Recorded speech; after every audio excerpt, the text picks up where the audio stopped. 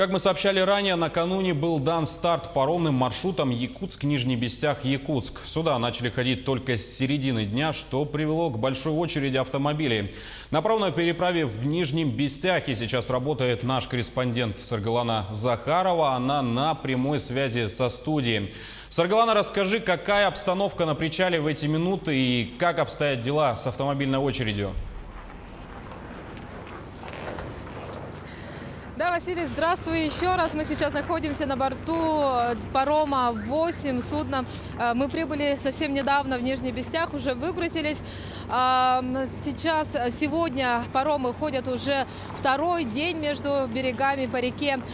И такого ажиотажа, который был вчера, сегодня уже на берегу столицы республики нет. Ну а как видим, сейчас на Нижнем Бестяхе машин довольно-таки много, однако больших очередей нет. Все слаженно и спокойно заезжают. На берегу, на причале работает все время пост ДПС, который регулирует, контролирует, мониторит ситуацию здесь, чтобы не происходило никаких правонарушений. Василий? Саргалана, в официальном расписании заявлено 4 судна. Сколько паромов ходит по факту и придерживаются ли они штатного расписания? Да, а сейчас, как видим, не только 4 судна курсируют между берегами, между двумя берегами. Сейчас на реке примерно 10 разных паромов из разных компаний. Вообще в день они исполняют сейчас по 10 рейсов. Это туда-обратно получается 5 кругов.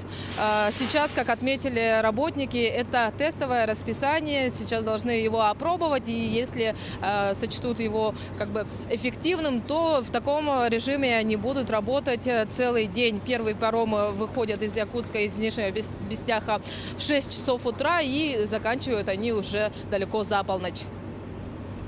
Саргалана, еще такой вопрос. Минтранс на днях заявил, что стоимость проезда останется прежней. Действительно ли это так и что говорят сами паромщики? Будут ли в течение лета поднимать цены?